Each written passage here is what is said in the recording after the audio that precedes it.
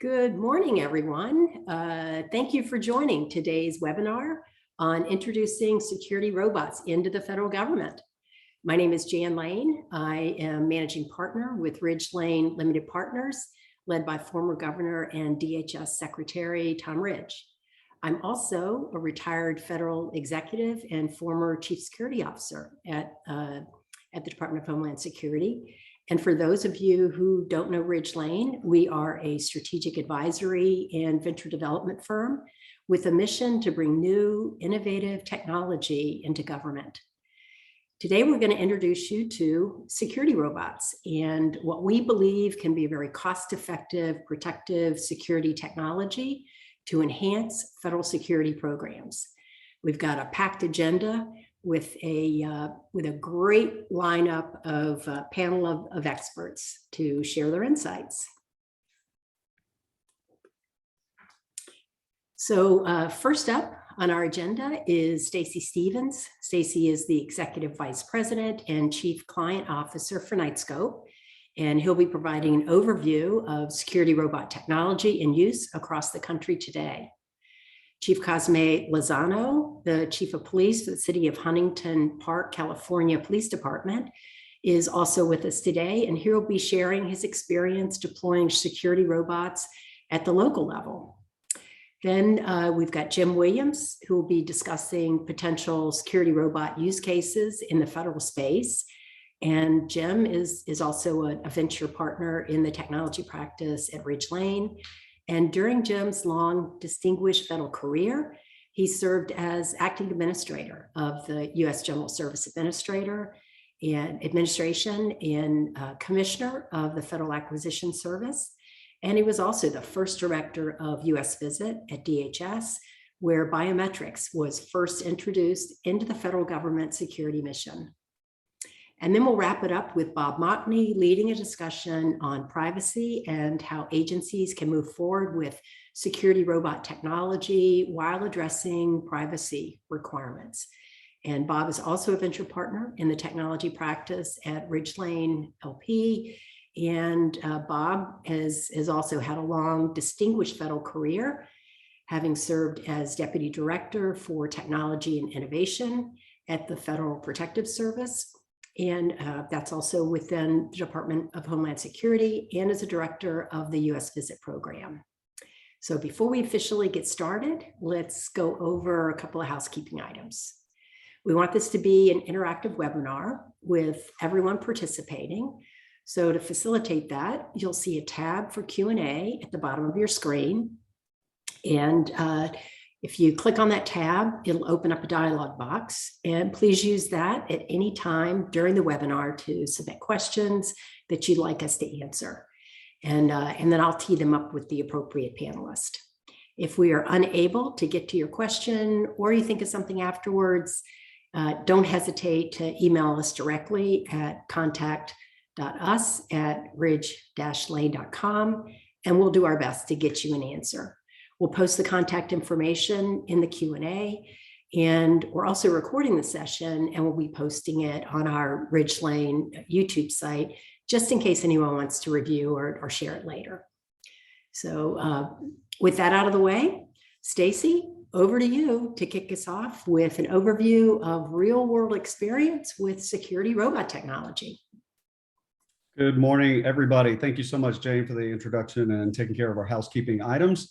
I am Stacy Stevens, Executive Vice President, pardon me, here at Knightscope. I also happen to be one of the founders of Knightscope. So pardon me. So I'm uniquely positioned to be able to talk about the technology, but also kind of the state of the marketplace as well. So in the next couple of slides, we'll share with you a little bit about what Knightscope does. And you can also see the robots behind me kind of running around in the background just for your enjoyment. Jane, can we go to the next slide, please? So I'm going to talk a little bit about what drives us and how we actually came to build the company. My background is in law enforcement. I actually joined the police department back in 1998, was a beat officer, street cop, and absolutely loved and enjoyed my job tremendously. And I began to see some deficiencies, unfortunately, in law enforcement and public safety in general, in that we are always needing more eyes and ears. So in 2012, when Sandy Hook happened, kind of brought to light a lot of issues that we face on the national stage. And in particular at Sandy Hook, what kind of drove us was our chairman and CEO and I were sitting around. We're the two founders of Knightscope. And we saw the events unfold on TV, and he looked at me and he said, I don't understand. Why is everybody just parked outside? You see all the emergency vehicles out there, and it didn't appear as though anything was happening. He said, why don't they just go in and get the guy? Well, unfortunately, the reason for that is a lack of actionable intelligence. We don't know where the person is, if they're still armed, how much ammo they have, hostage situation. We don't have enough information immediately available to be able to do that. So he asked me, okay, so how do we solve that problem? Well, the only way to solve that problem is through an additional set of intelligent eyes and ears. So we began looking through different opportunities, cameras, video analytics, and the like. And Bill actually graduated from Carnegie Mellon, which is arguably the #1 university on the planet for robotics. And we said, hey, why don't we build a robot? Ha ha ha. Well, 8 months later, we actually had a robot. And I'm very clear to point out, Knightscope is not a robotics company. We are a public safety technology company, which means we provide you with the tools that you need to be able to secure your property, provide additional eyes and ears, and get that intelligence in real time. But the robot is the carrier. It's the platform upon which we place these different types of technology. We want to make sure that we're providing public safety officials with unprecedented levels of situational awareness. We want to make absolute certain that they have those eyes and ears on the ground, getting information in real time at eye level. And our stated mission is to make the United States of America the safest country on the planet. Jen? So what are some of the features and capabilities? Well, it's actually quite vast, and I'm not going to cover all of these. You can read through them quicker than I can, but just from a super high level, Knightscope is providing 360-degree high definition video on the ground. We have two-way audio. So yes, the robots do actually speak. They can deliver public address message, broadcast messages. The robots can even be used as an intercom. So think of it sort of like a mobile code blue. As the robot is running around, there's a button on the top. If somebody's in distress, they can go and push that button and be directed to somebody to be able to talk through whatever issue they may be happening. That also works in reverse. If somebody's sitting in a security operations center or dispatch center, and they see some type of illicit activity, or maybe they're just not sure what's going on, they can activate that intercom remotely and talk through the robot to whomever is on the site at that location. The robots also have 360-degree license plate recognition, thermal imaging, people detection, signal detection, and mobile device detection. So all of these things kind of couple together to give you a really good idea of what's going on in any particular area. We have robots that operate outdoors, indoors, and then also in stationary when you don't need that mobility that the mobile robots provide. But they are fully autonomous, meaning nobody's behind them with a remote control. They're operating themselves. We work with our clients to come up with different patrol zones, patrol paths, and the like, and all that could be changed by the client on the fly from the user interface that's provided. Next slide, please. So what benefit do the robots actually provide? Well, unfortunately, let's face facts. Human beings are terrible at boring, routine, and monotonous work. Depending on which study you look at, between 8 and 14 minutes is about the length of time that you will get out of somebody that's really effective. So if you're sitting there looking at a bank of monitors up on the wall, or you're trying to just monitor what the technology sees, whether it's cameras or robots in our case, you're not really good at picking out the details that technology can.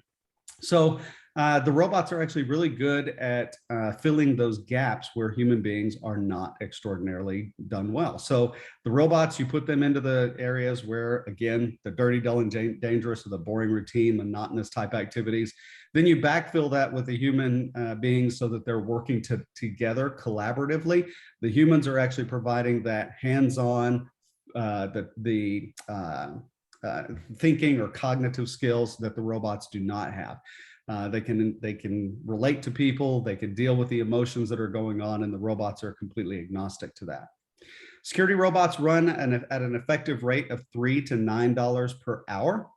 The turnover rate is far, far less than humans. If you can imagine this, human beings actually have in security and some law enforcement up to 400% turnover. Can you imagine having to retrain your entire security force every 3 months? It's incredibly expensive and it is not efficient.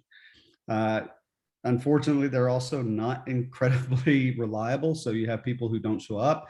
They don't care about the brand, so they may be unkempt. The robots are obviously always going to be on point, working, showing up to work, no pension liability, no medical liability, no workers' comp, and you can rely on them. Next slide. Security cameras versus robots. We get this question all the time. Why would you put in a robot versus a security camera? Well, security cameras are really good for providing just an overarching view, but unfortunately, the evidentiary quality of security cameras is a little bit less than ideal. So I'm going to have a little bit of fun for just a moment. Have you seen this picture before on TV? Can you identify this person? Probably not. So we want to make sure that we're giving that eye-level video. So that's the number one thing, is we're actually able to give evidence quality video to security practitioners and law enforcement. We want to serve as a force multiplying physical presence. And what that means is you're getting extra eyes and ears on the ground for a fraction of the cost. Also the physical deterrence capability. So much like putting a police car on the side of the road, when people pass it, they actually start to behave a little bit better because their head's on a swivel. They want to make sure that they don't get caught doing something they shouldn't be doing. Same effect that the robots have. 360-degree high definition video streaming that provides people detection. So that's the what, not the who, meaning, hey, there's a person in a place where they should not be, or at a time of day when they should not be there. Facial recognition, which goes to the who. If you have a be on the lookout list and you have a picture of somebody that you're looking for, you can look through for the facial recognition. License plate recognition, same thing. You can look for known actors. Maybe it's a terminated employee, somebody to whom you've issued a criminal trespass warning, or perhaps you're trying to improve your workplace violence prevention program and you're allowing victims of domestic violence to blacklist the license plates of those abusers. You can also allow them to enter a photograph of the person, this is a really cool one, the MAC address of their cell phone, because when you come within 400 feet of a robot, we can detect a mobile device if it has the Wi-Fi camera turned on. And lastly, robots are not distracted. They follow orders, they have perfect memory, and they're suitable for that monotonous, boring work. And with that, I'm going to turn it over. I want to thank you very much for your time and your interest in this and privacy in the federal space. Thank you very much. Thank you, Stacy. Really appreciate your comments this morning. The technology is really incredible, and Knightscope's success in deploying it so broadly and with the results your clients have seen is really commendable. Next up is Chief Lozano, the Chief of Police, Huntington Park Police Department. Chief Lozano, thank you so much for joining us today. Our attendees I think will really benefit from hearing about the City of Huntington Park's real-world experience using security robots. Yes, good morning, everybody. Thank you for having me. And my name is Cosme Lozano. I'm the Chief of Police in the City of Huntington Park. And just to give you some geographical perspective of where we are right outside of the large metropolitan city of Los Angeles. And we actually share a border with the city of Los Angeles. So we are essentially an extension of that metropolitan region. Huntington Park is a small municipal city, 3.2 square miles, but it is very densely populated. Our daytime population probably hits 80,000. Our nighttime population is probably a little bit less than that. We do have a large retail district and some entertainment amenities and whatnot. So that gives you a geographical perspective. I have been a police officer since 1987. I've been with the same department, Huntington Park Police Department. It was my first love, and I'm all about commitment. I'm still here, right? I've been chief of police since 2015. And I've really enjoyed just the the ability to look at how we can enhance how we deliver police services and increase our level of public safety in the community. So talking about the Knightscope robot product specifically, I will tell you that the idea of bringing the robot to Huntington Park really grew out of our elected officials in the city, our council members. And what happened is they attended a technology summit, and they were able to see the the Knightscope product being demonstrated, and they took an interest in it. So they brought the idea back to the city, to myself and the city manager, and we began to look at how we could bring it to the city with the interest of really just being more efficient and increasing essentially our extension of our police department and our monitoring of public spaces within the city. And when I talk about being more efficient, is how do we maximize how we use our human police officers while at the same time being able to monitor public areas that we have high interest in. And at the time, the primary area of interest was one of our largest park in the city, which is named Salt Lake Park. And there were some large infrastructure projects that were being planned into the future. One of them was, which actually has broke ground, is a large aquatic center, which is a multi-million-dollar project, anticipating that that project would bring more activity to Salt Lake Park. We just wanted to bring another layer of being able to monitor and another layer of public safety perspective or whatnot. So we took the idea and worked with Knightscope, acquired the K5 robot through a lease agreement with Knightscope, and we did something to personalize it to the city and also to create an element of an extension of the police department. So we worked with Knightscope and put a wrap on the robot, as you can see in the picture that's being displayed.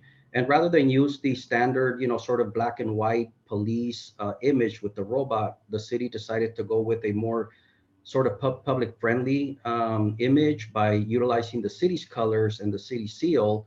And then we labeled it with police, which essentially, to the public created a very definite image and perspective that it is attached not only to the city, but to the police department.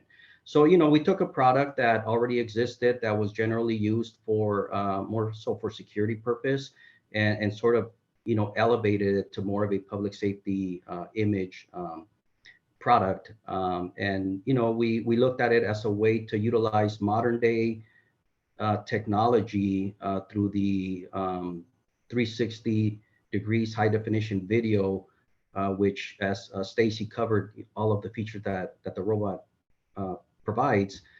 We saw that to be just, extremely valuable, especially some of the other features that Stacy mentioned with the interactive intercom, the ability for our dispatchers to access the live video feed and actually be able to see what the robot is seeing through its camera lenses.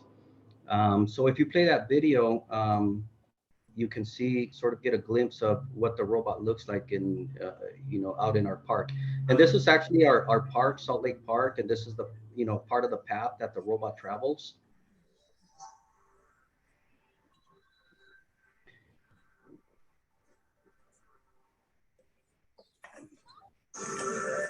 Good day to you.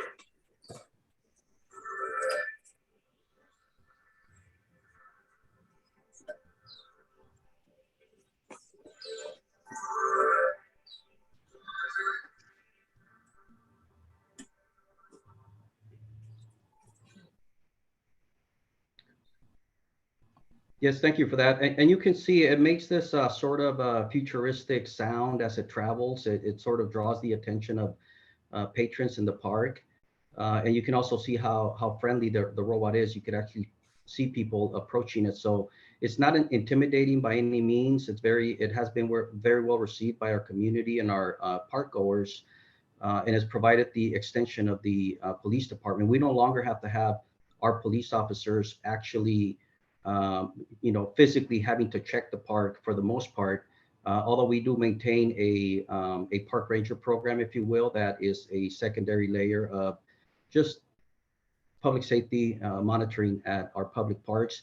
But Salt Lake Park is a safe park. We did not acquire the robot because we had crime issues. As I said, it was more a way of looking at efficiency, how we expand our monitoring of public spaces, and perhaps begin to analyze and evaluate the robot for maybe future growth in the city. Very valuable to us is the fact that it records everything that it is capturing as it moves through the path. And the path is reprogrammable. As Stacy mentioned, we can go into the software and actually create a different path for the robot to travel and cover. The slide that you have up, actually, I think Stacy covered most of it. I can maybe expand on some of it. So the enhanced community relations, as I mentioned, the public has received the product very well. They, many people will walk up to it and take pictures with it. It does have a motion sensor or a people sensor. So if somebody steps in front of it, the robot will stop, and that's where people take photos or selfies with it. It has definitely enhanced public safety. I know there's a slide that provides some stats, and we can go back to that in a moment. Yeah. So calls for service, we did a 6-month comparison, and some of this data is really raw. The COVID pandemic sort of created some challenges with us to look at these comparisons. But we did, look at our calls for service and determined that after we deployed the robot, our calls for service, meaning where our police officers were actually having to go out to the park to address some activity, went down 10%. And our arrests actually went up 27%. And I will tell you that some of those arrests were directly related to our investigators going back to the recorded data by the robot to identify individuals and eventually make arrests. Our crime reports went down 40%. And for the most part, we're talking about property crimes, whether it be maybe auto theft or some sort of property that was stolen, that was left behind or something to that degree, but maybe infractionary misdemeanor type crimes for the most part.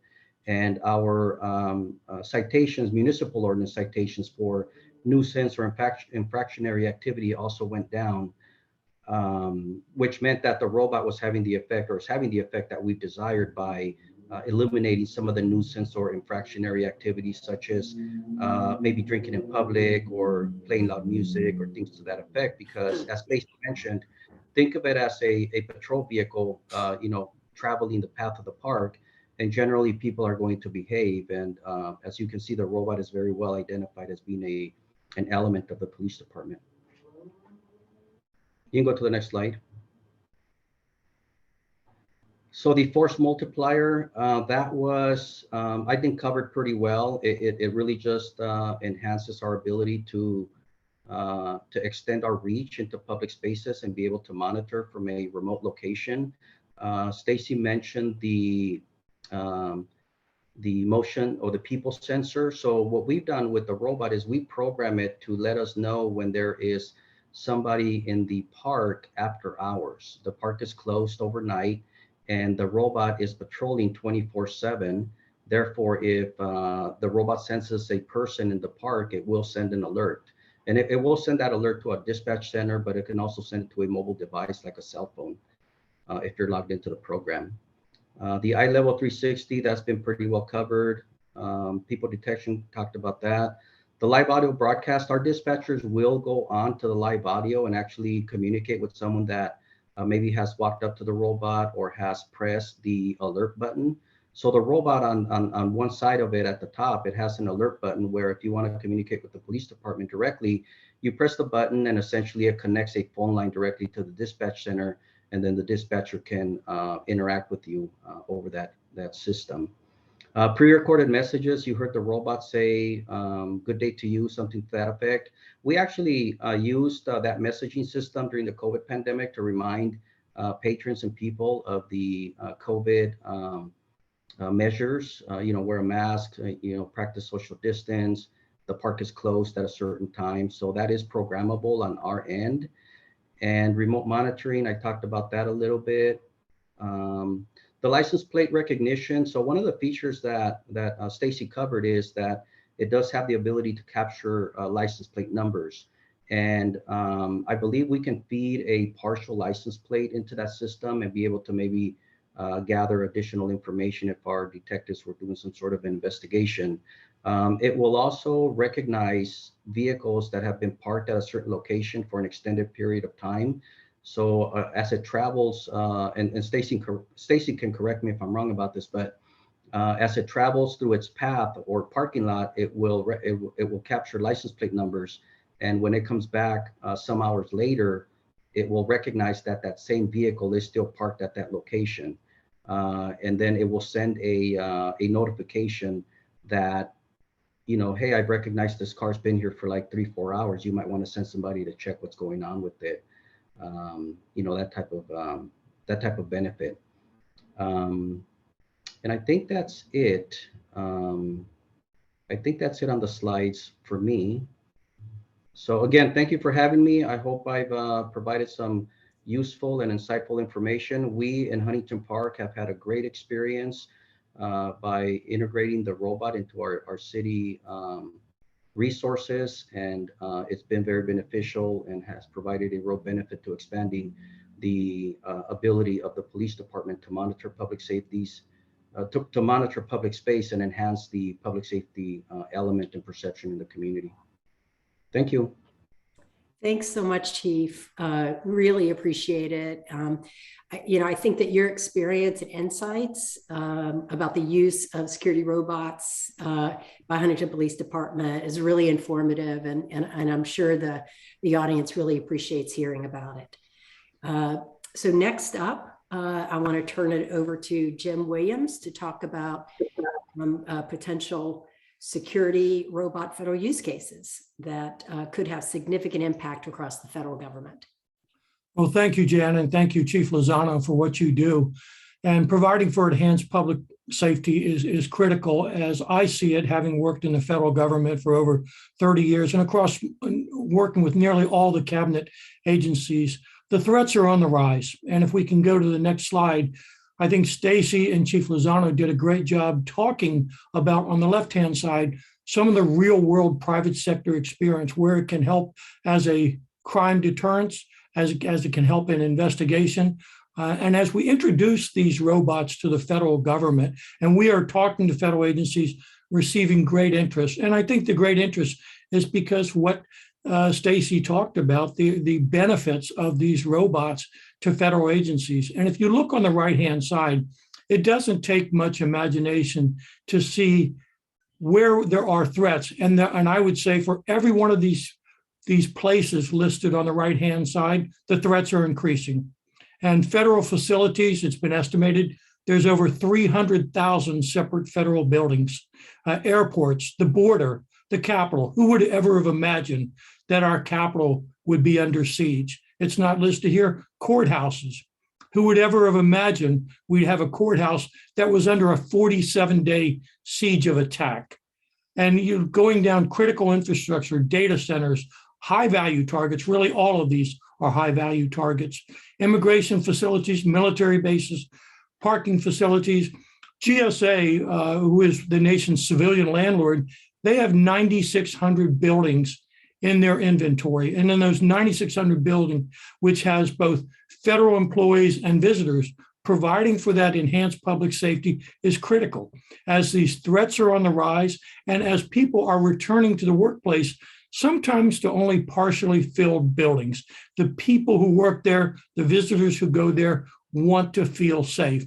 And whether you're looking at the executive branch, the judicial branch with courthouses, the legislative branch with the Capitol and other places, the threats are on the rise. The senior official from the Federal Protective Service said from May 2020 to 2021, the incidence of violence was historic. It increased by 230%. And I think back to my time as a federal executive, 2 days ago was the anniversary of the bombing of the Alfred P. Murrah building in Oklahoma City. Who would ever imagine something that horrific, where 168 people, 19 children were killed, 324 buildings were damaged in that blast. And so when you think about what is the potential that could happen, it's horrific, and we need to do a better job. And as Stacy talked about, doing those routine, boring jobs that are guarding these federal facilities, guarding the parking facilities, guarding national parks, guarding warehouses at the bottom where we house the records and the treasures of our federal government. All of these things need to be protected. All of these things are subject to attack these days. And it's really a sad state of affairs for our country that all of these places must enhance their security. They must enhance public safety. And these robots now are a technology which can be applied in a positive way to enhance that public safety. And Bob Mockney and I worked together at the Department of Homeland Security to implement the U.S. Visit System, a system that introduced biometrics. And Bob will talk more about this. We knew as we introduced this new technology that was going to do a better job of protecting good people and deterring bad people. But it also came with concerns around privacy. And we took those very seriously, just like we're doing today. We wanted to engage with people early on to talk about the benefits and talk about what this new technology, these robots can do to better protect people and facilities of the federal government. Next slide, please. I think that a lot of this has been covered by Chief Lozano and Stacy, what these things can do. A cost-effective force multiplier, 24/7, 365. When you look back at that list of federal facilities, we know they need 24/7, 365 security. We know that there are people right now planning to attack federal facilities, planning to go after a special event. And we've seen it too many times, the Boston Marathon bombing, all of these different things where people decide to inflict violence on innocent people.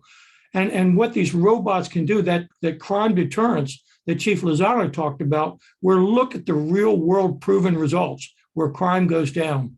And the increased surveillance, as Stacy talked about, all of these boring routine things that people have to patrol, whether they're parking lots or outside of federal buildings, but still you need that intelligence, you need that surveillance, you need that awareness on a 24/7 basis. And some of these optional things, capabilities, can be very, very critical to the protection of these people, but also, as Chief Lozano talked about, the investigative capabilities offered by these. And certainly that has come into place with many of these recent attacks on federal buildings, where we need those investigative technologies and tools to find out who were the people who were trying to, or who did inflict harm and damage to our federal facilities. So it is a force multiplier effect. And the fact that you have eyes, ears, and the audio announcements, as Chief Lozano demonstrated, the voice can help also be a deterrence. And I will tell you, have been very close to these robots. The kids love them. They're friendly.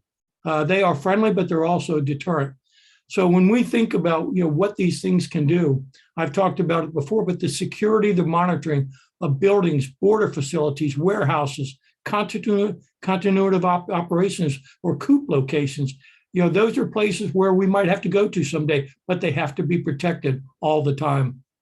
Looking at the facilities for migrants and disaster victims, certainly all of those things are on the rise. We need to do a better job of taking care of those people and those facilities. And the robots are perfect. As Stacy talked about, the cost effectiveness and the mission effectiveness, they don't get tired. They don't get the pandemic. They don't take time off.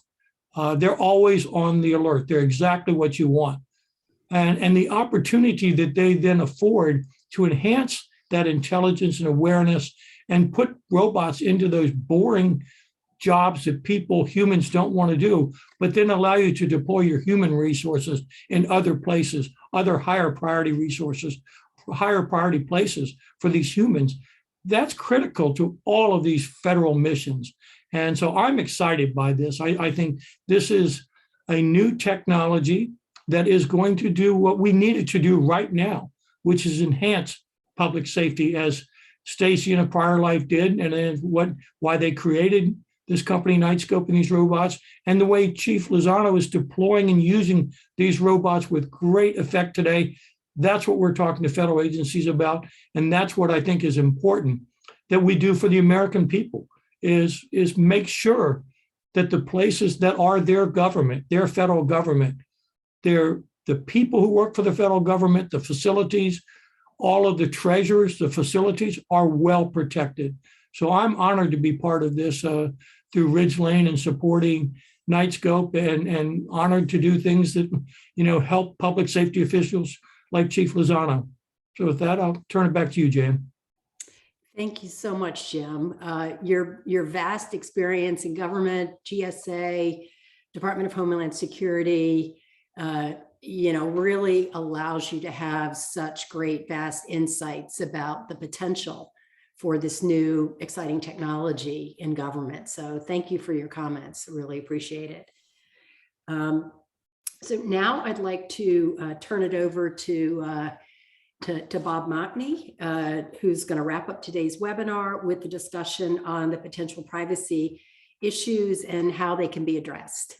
So over to you, Bob. Great, thanks very much, Jane. Jan, I do appreciate it. And I just want to add my thanks to the people who are attending today. Thank you very much for taking the time out of your day. I know some are on the West Coast and some are on the East Coast. But thanks for your interest in this new technology that Jim and Stacy and Chief talked about.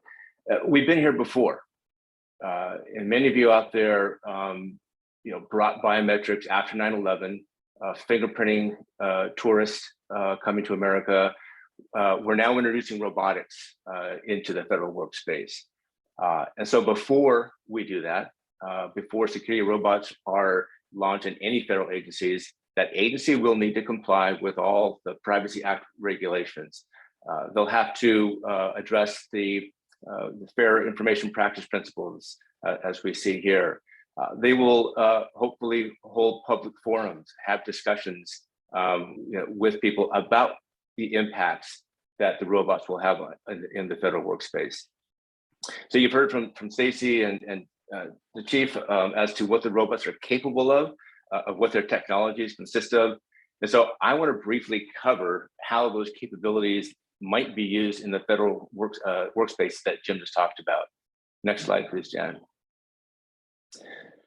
So first of all, and foremost, the individual agency's policies will determine which of the robot technologies are realized. Well, that said, let's just go over each one more time. I know you've heard about these before, but I want to cover how they might be used and how they might be affected by any privacy issues. The video.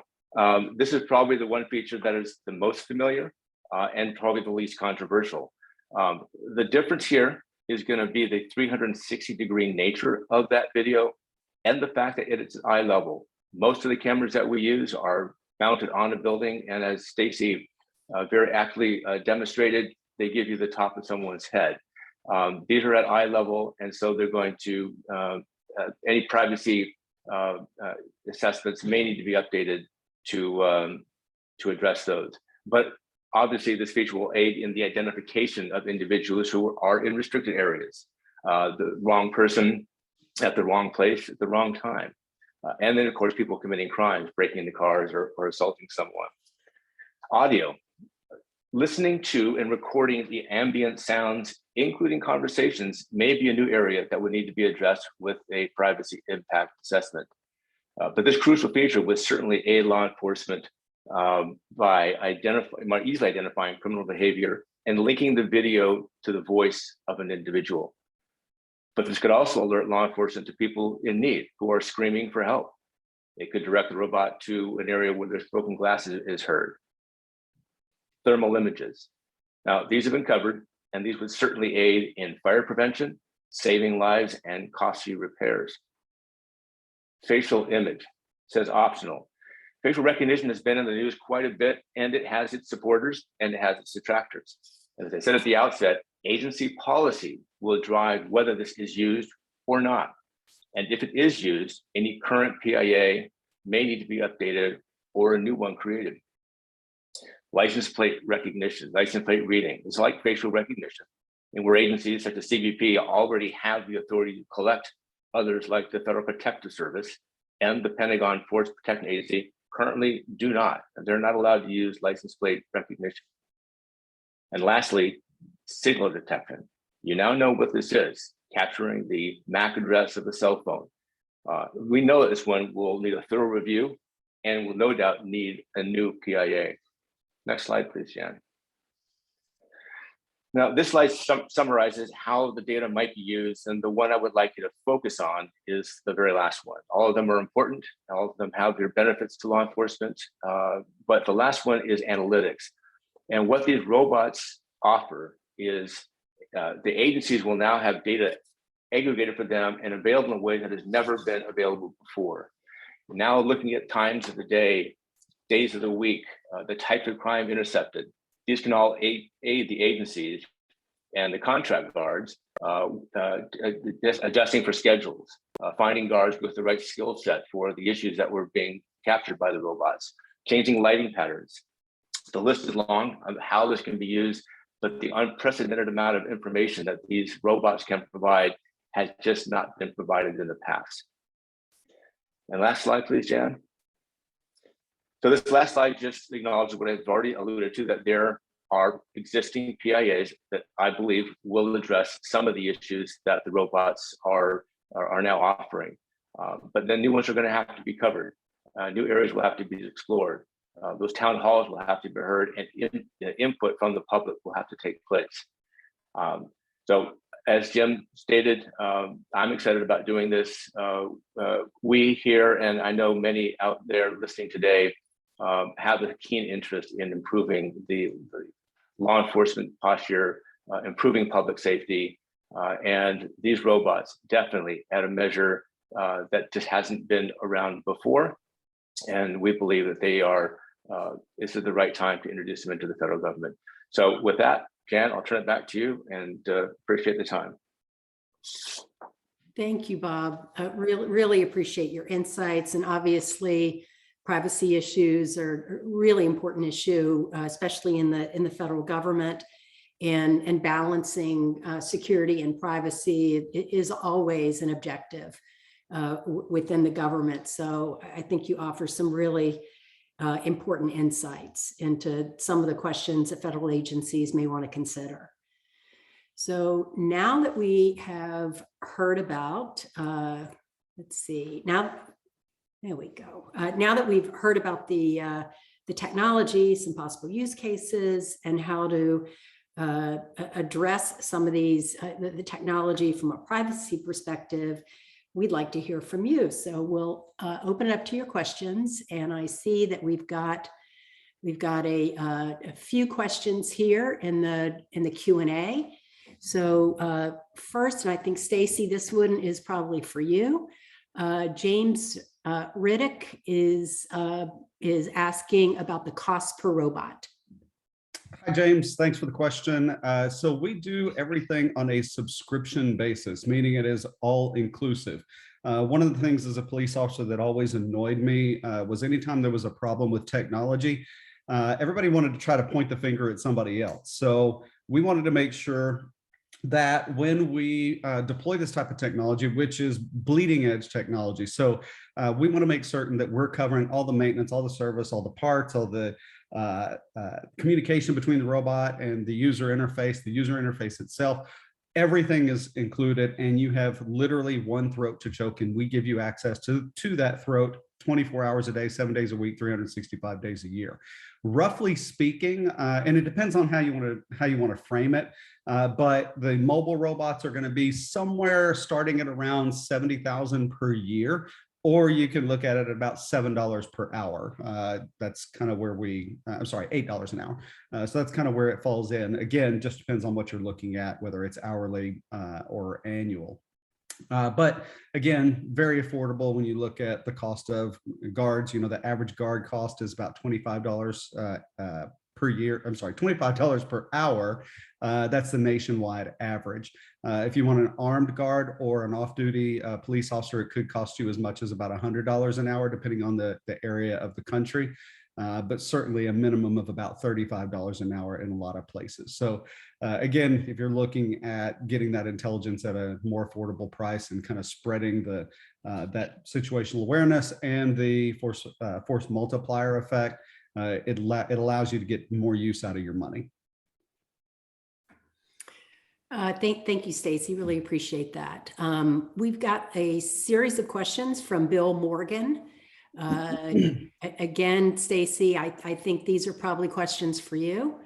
The first is, what is the tech that drives the robots? What's the operating system? How is patching performed? Where's the data stored and protected? And how often do they fail? And when they do, is it a fail safe? Do you want me to go back and take one at a time? Actually, I'm going to bring that Q&A up and make sure I can read through these so I don't miss any. The tech that drives the robots, we actually built that tech in-house. So everything that we do, very, very important to note that Knightscope is a US-based company. We're based in Silicon Valley, Mountain View, California. Everything is built in the US and serviced in the US. So we had to make absolute certain that, when you're building a product for security in the US, it has to be a US made and baked product. So you have to get at least 85+% of the content has to be US built. So we have to absolutely minimize the amount of foreign tech that's in the robots. We are also very careful to keep an eye on the watch list of suppliers that are not accepted by government use. And we have none of those products in our robots to make absolute certain everybody's aware we're following the very strictest of guidelines to ensure that we do that. But again, everything's built in-house. All the technology is written in-house. We have software engineers who are building that and do all the coding of it as well. Stacy, you may want to just address where you are in the Fedramp process as well. I will absolutely do that. Let me circle back to that in just a moment. I want to make sure I get through all of these. Okay. How is patching performed? So again, because we offer this as a subscription service, the robots do all of their communication via cellular. So we are operating off of 4G LTE. We're also 5G certified. We went through the Verizon 5G certification process at the end of last year. So once that comes online on a commercial basis, we will be able to use the 5G networks as well.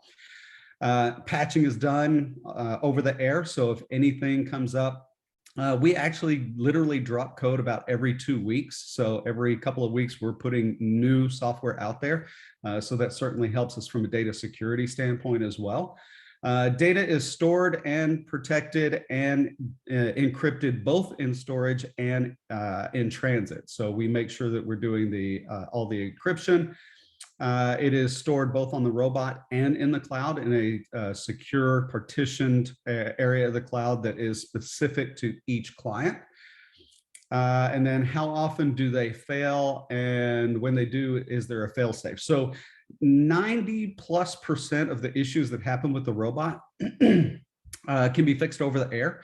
And again, because we have technicians that are operating 24/7, 365, US based out of our office in Mountain View, California, we typically know something is wrong with the robot before the client does. And again, 90% of those can be fixed over the air.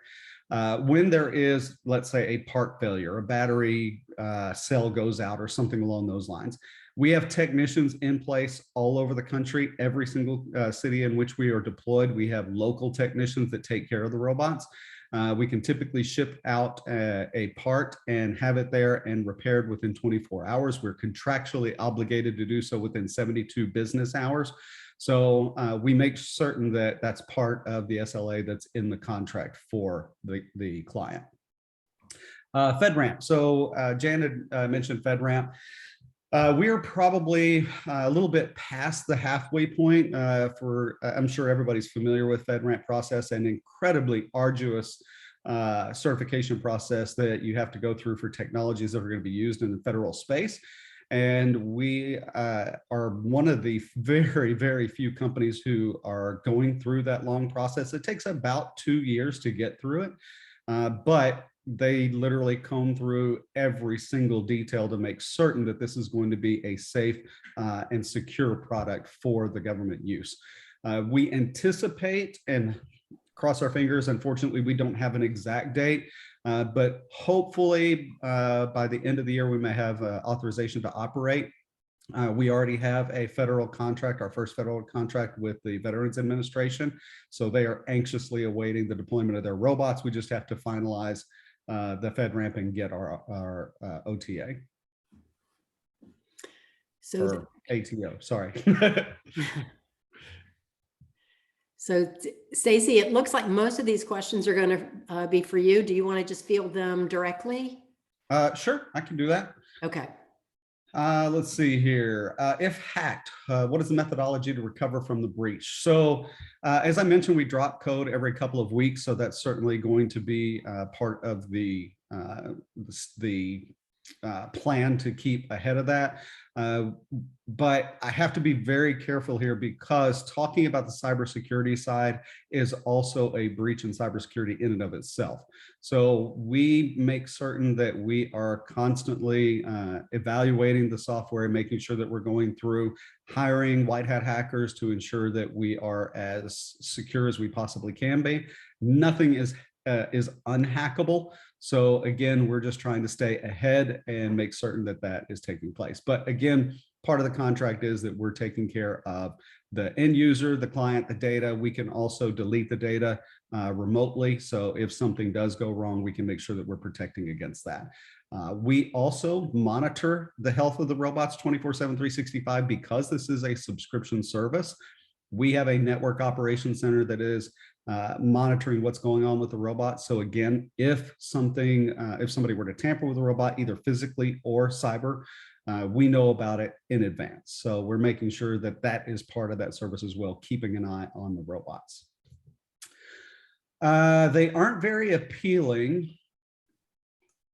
Oh, different look. Okay, sorry. I was kind of confused by the question. Aren't very appealing appearance, I'm guessing is what you're saying.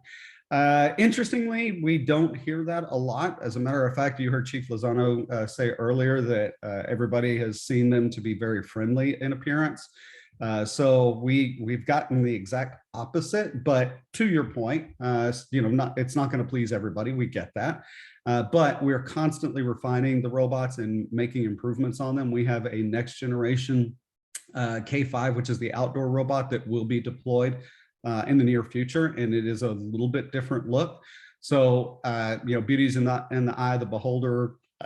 Don't know what to tell you. We do the best we can, and we've got a fantastic design team. So we're quite proud of the way that they look, honestly. Stacy, could I add to that, please? Yeah, please. And I think the question from Bill Morgan, and Bill, thank you for being here. I think this is a Bill Morgan that I know. I would want to defend what Stacy said. As I said, children love these robots. I've been around them. They are very appealing. People want to hug them. And I would also say to you, Bill, the robots are coming. The robots are coming in mid-May. And we'd be glad to contact you so you could come out and actually see inside this space age pod, actually see these robots. And I think you will agree that they are very friendly in appearance, as Chief Lozano said, and as Stacy said. So I want to disagree too. I think they're versus other types of robots that I've seen, these are designed to be appealing, both in the look, the voice, everything about them. And we'd be glad to send you that invitation to when the Space Age Pod is coming next month. Okay, next question is, more than a PIA, how will you keep the recording of video away from classified operations? Most of the clients that are using this, they're the ones who are directing us as to where the security is needed, where they need those extra eyes and ears. So we're not the ones who are dictating that. Maybe a real life scenario of something we have encountered in casinos. Gaming Commission is very, very particular about what is recorded and what is not, and who is recording and who has access to it and the like. And it's predominantly controlled around the gaming floor itself. And so the casinos are actually using the robots in the common areas. So areas like the lobbies, the walkways, parking lots, parking structures, and the like. when they are patrolling areas that are adjacent to gaming floors, we can actually disable the recording capability in that direction. It's not something that's done that often because most people are actually patrolling different areas. But again, we work with the clients to make certain that it's only recording the things that they want recorded, need recorded, and that is going to be in line with their particular mission. So hopefully that answers that. Hey, Bob, go ahead. Stacy, can I Stacey, try that real quick? Go ahead, Chief. Oh, sorry, Bob. I didn't hear it. Come on. You want to go first? Please go ahead.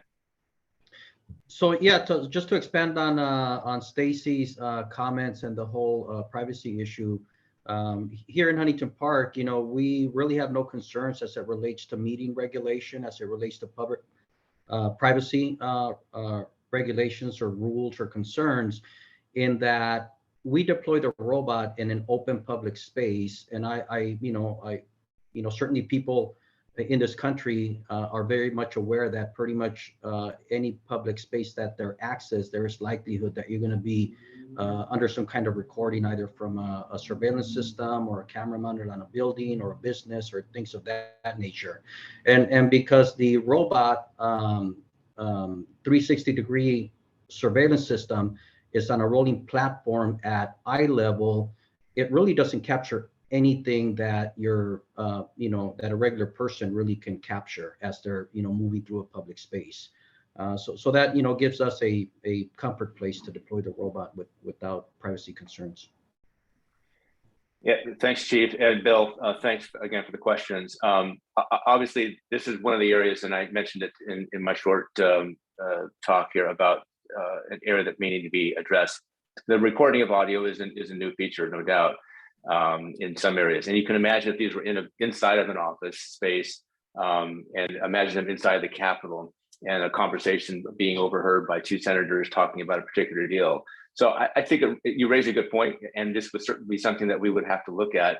The one issue I think that I think is an important one to remember is, and Stacy alluded to it, any and all of the features that the robots have can basically be turned off. So if you didn't want the recording, Stacy, I'm assuming you can turn off the recording for any particular time.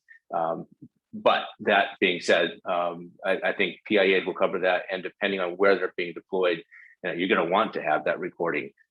Obviously, classified operations, that's a whole nother story. They should not be in the classified setting, but there just might be sensitive conversations that we might want to be worried about. But thanks for the question.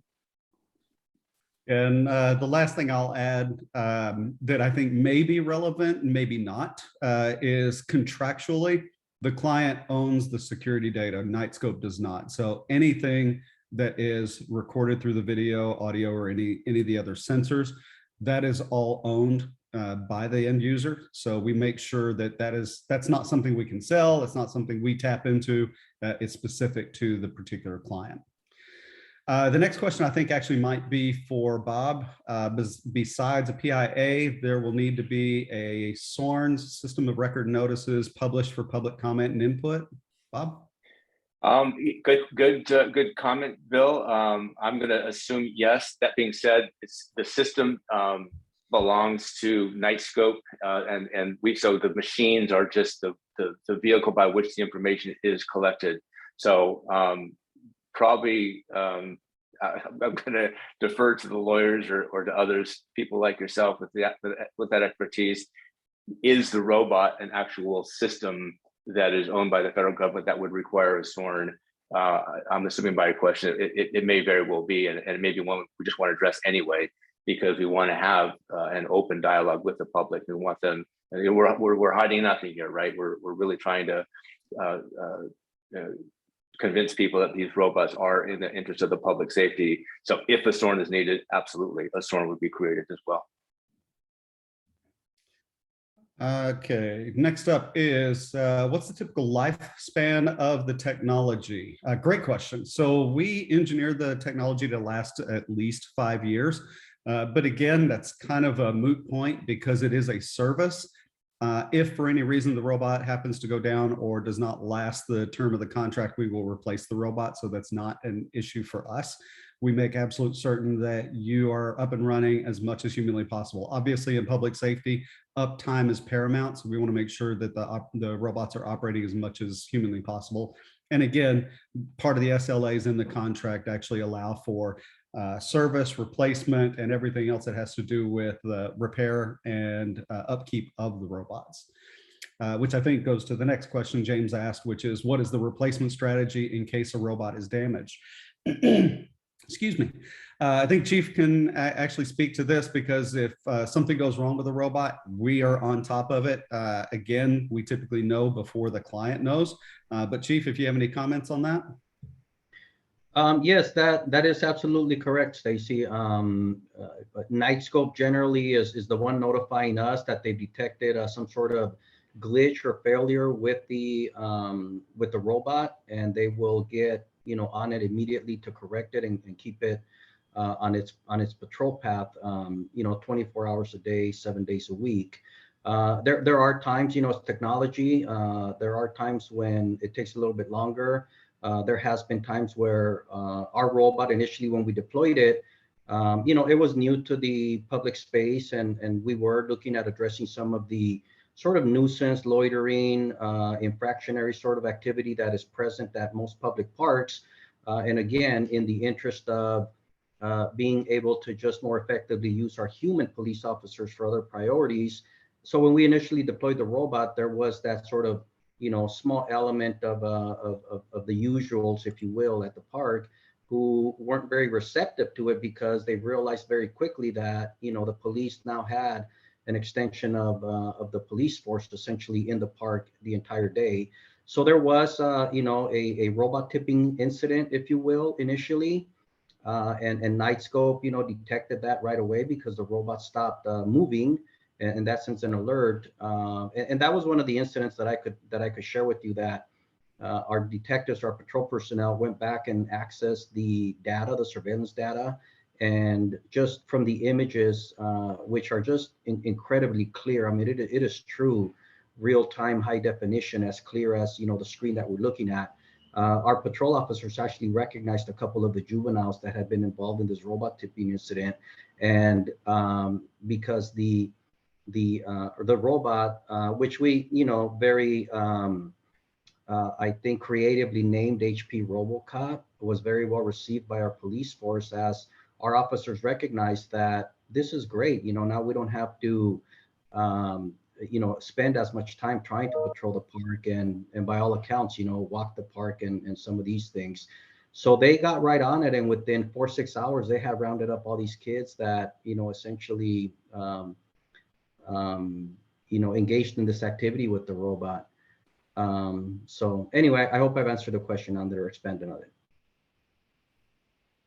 Thanks, Chief. Really appreciate that. The one last thing I will say before turning it back over to Jan, when we had the conversation about the appearance of the robots, one thing I did not talk about, but certainly, and I'm not going to spend a lot of time on it, certainly is a part of the appearance factor, is all of the robots can actually be customized in appearance. We have robots that operate at children's hospitals. They're decorated like almost like cartoon characters. Again, we're playing to that particular audience to make them incredibly friendly. You saw how Chief Lozano's robot was graphic. We have corporate clients. We have numerous Fortune 500 clients that go to the extent of painting the robot specific in their corporate colors. The robot's voice can be determined, whether it's male, female, or something neutral. We can program the languages that it speaks, up to 20 different languages.